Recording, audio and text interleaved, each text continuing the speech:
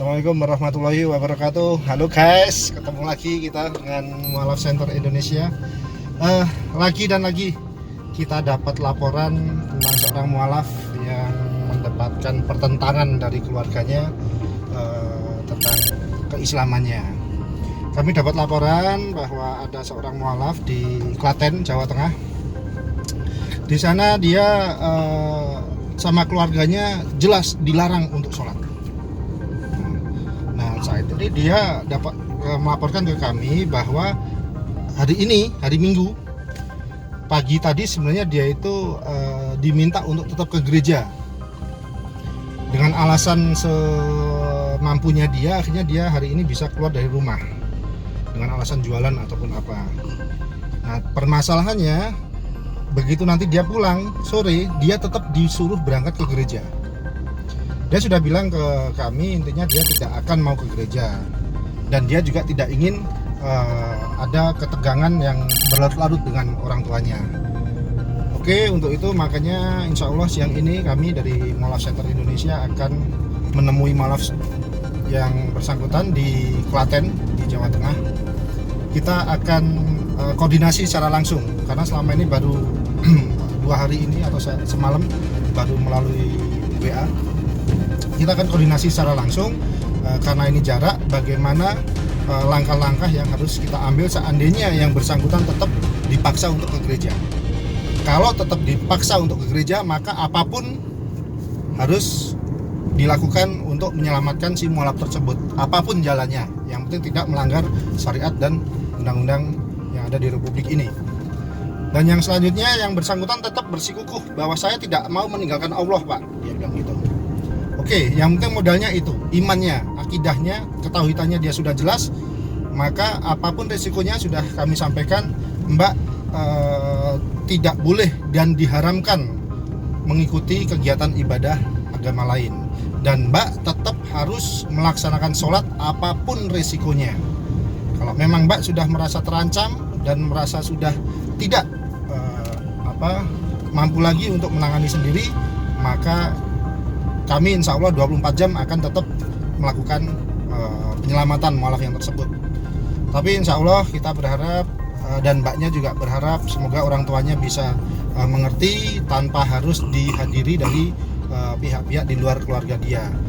Mohon doanya semoga apa yang diusahakan mbak di sana bisa berjalan dengan lancar, dan orang tuanya dapat dilembutkan hatinya oleh Allah, dan semoga orang tuanya pun juga dapat segera menyusul mendapatkan hidayah dari Allah. Sementara seperti itu teman-teman, nanti akan kita update selanjutnya. Kita mohon izin kita perjalanan ke Klaten, Jawa Tengah, semoga dilancarkan semuanya. Wassalamualaikum warahmatullahi wabarakatuh.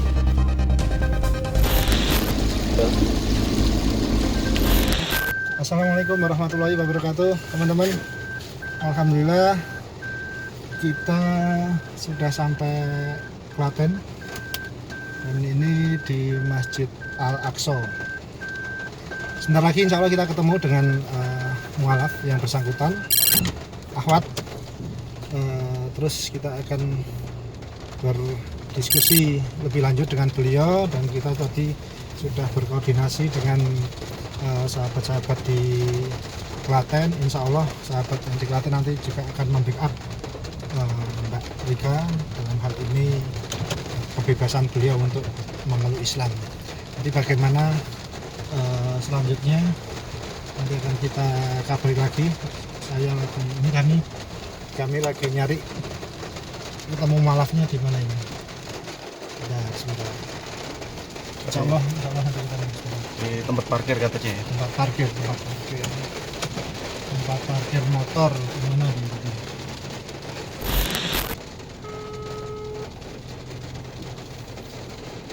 Oh itu tuh di belakang tuh.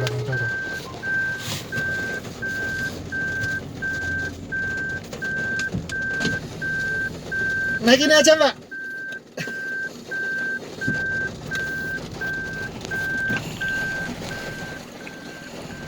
Halo Mbak. Kita arahnya ke mana? Dari mana tadi? Lewat sini bisa nggak ya? Apa putar sana lagi aja ya? Oke teman-teman, ini sudah ketemu dengan mualaf Mbak Rika. seperti yang insya Allah akan diberikan kemudahan nanti untuk memeluk Islam dengan leluasa. Mungkin Mbak Rika ada yang mau disampaikan ke teman-teman? Ini teman-teman di sini pengen tahu nih Mbak Rika bagaimana kesan-kesannya ini setelah memeluk Islam tapi ternyata mendapatkan pertentangan dari pihak keluarga. Mungkin teman-teman bisa dengar dan insya Allah teman-teman akan membantu sama muslim seperti itu. Ya, saya minta doanya buat teman-teman semua. Semoga ibu saya bisa luluh hatinya menerima saya dan merestui apa yang jadi keputusan saya. Amin, amin, amin, amin. Itu aja dulu. Mbak Rika apa? Baru hari ini ya? Baru kemarin ya mengaku sebagai mualaf ya? Iya, baru hari Jumat kemarin mengaku sebagai mualaf, namun ada pertentangan dari orang tua saya.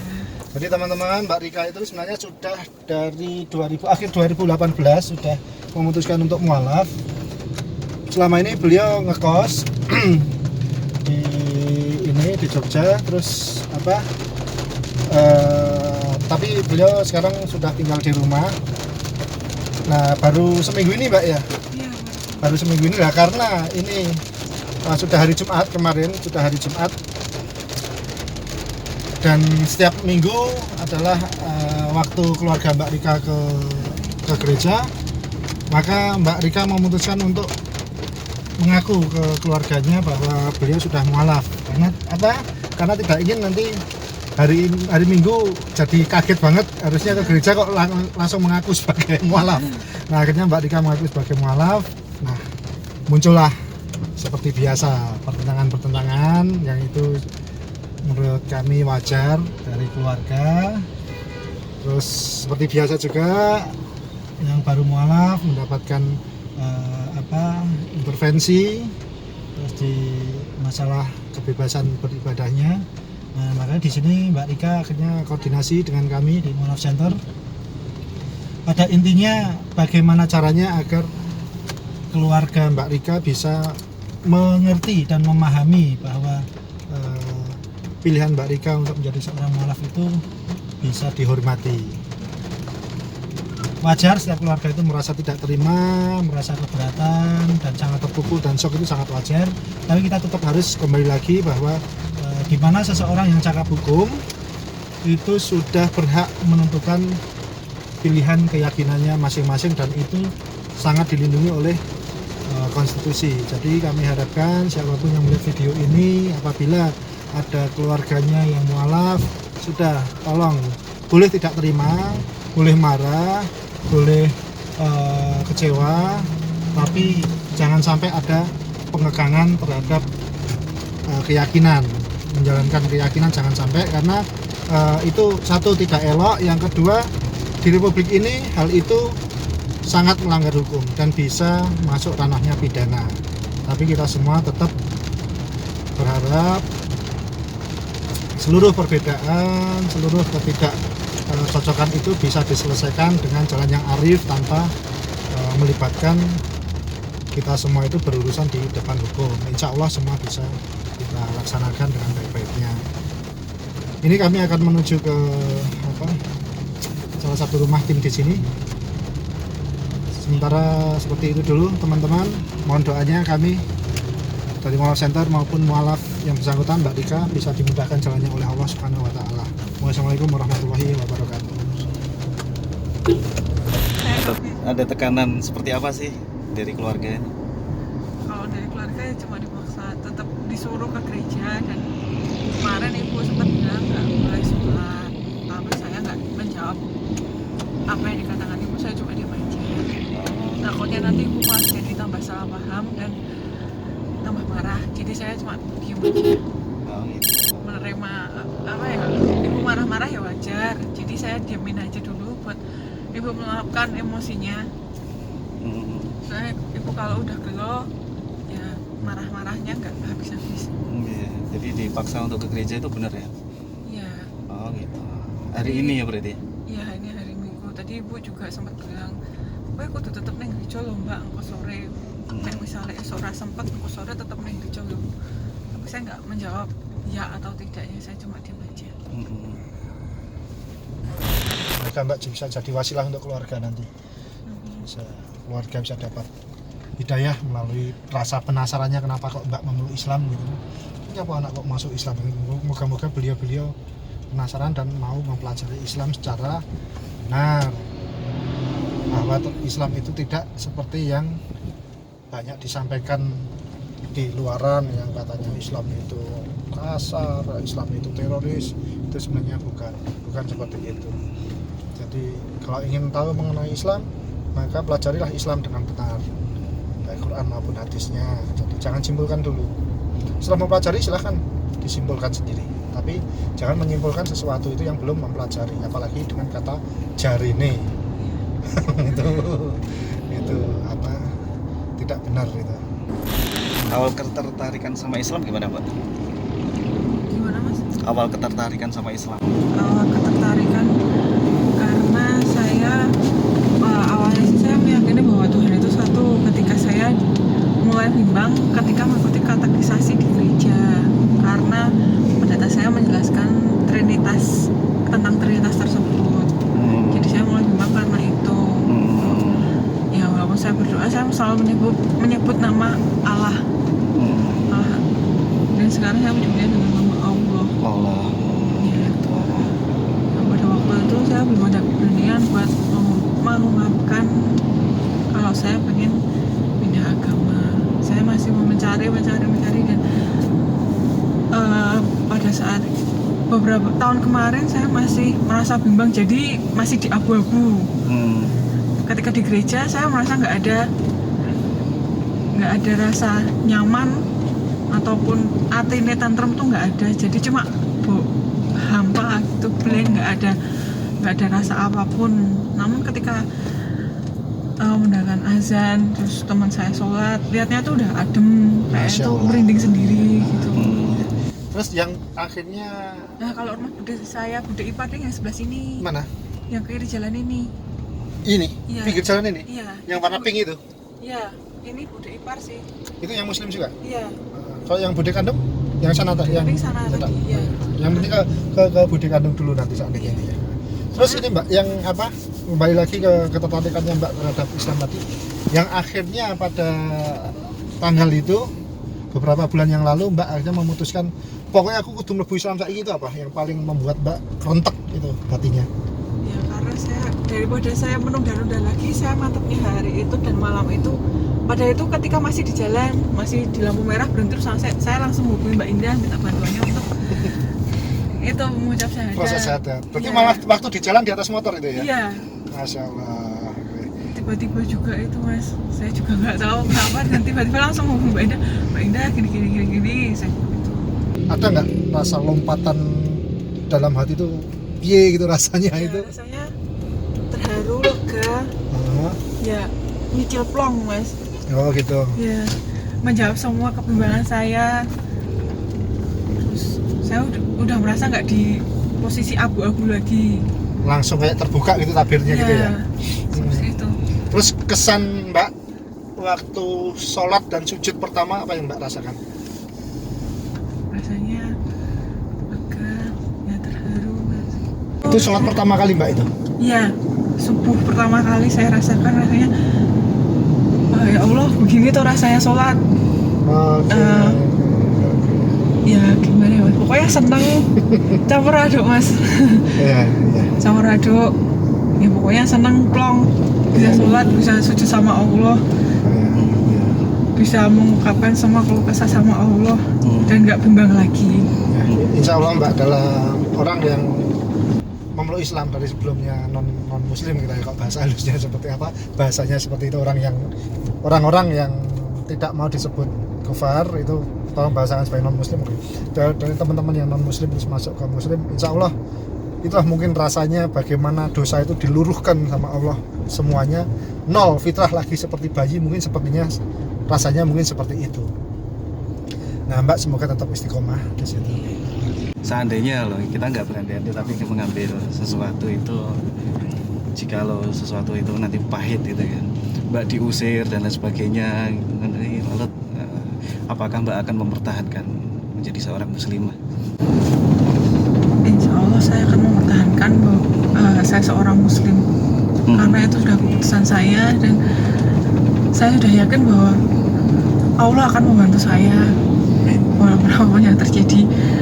Namun saya juga nggak akan marah-marah sama ibu dan bapak saya. Ya tetap menjaga silaturahmi walaupun nanti saya pahit-pahitnya diusir, tapi saya akan tetap menjaga silaturahmi dengan berkunjung ke rumah ibu saya. Ya semoga nggak terjadi ya Mbak ya. Semoga tetap baik-baik aja di dalam rumah, semua bisa menerima. Bismillah, semoga.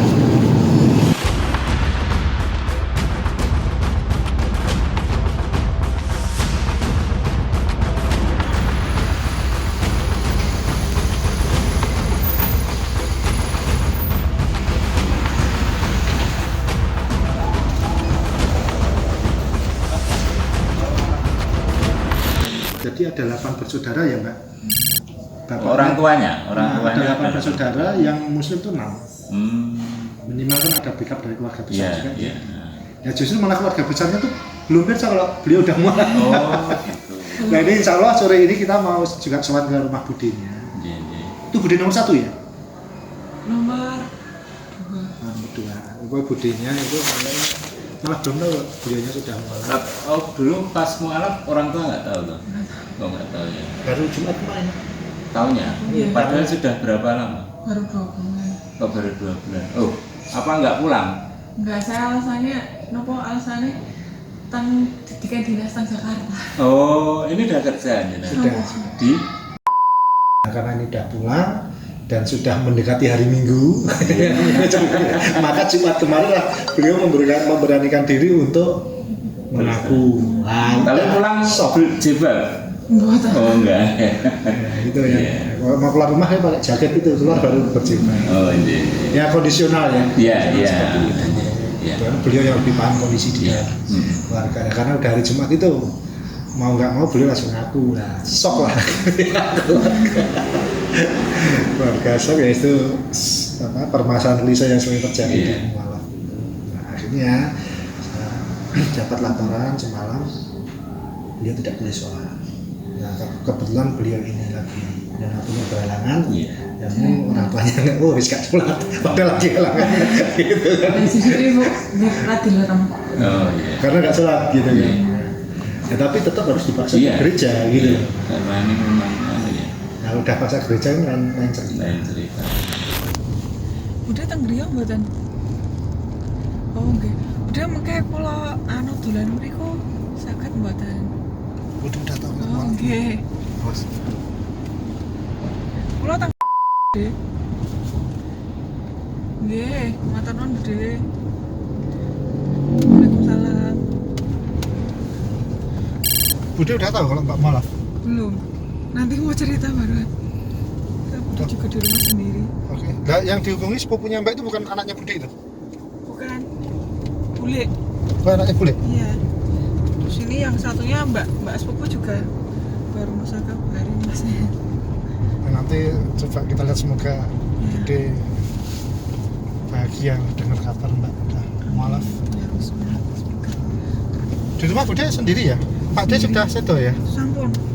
Putra-putranya? Masih ada yang di dekat rumah, terus yang satunya di Bojonegoro. Oh, oke. Udah menikah semua Mas. Oh, oke.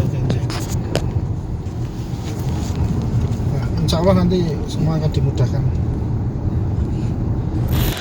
Kami dapat laporan menikah kemarin malam, terus saya ketemu Mbak Rika ya baru siang ini tadi. Sebelumnya kami belum kenal. Terus karena ada laporan di situ ya sudah kita langsung ke sini menggali informasi lah, akhirnya sampailah ke tempatnya Bude tadi. Kami mohon bimbingan dari Bude enaknya bagaimana seperti itu. Kami kan ya memang kami memiliki namanya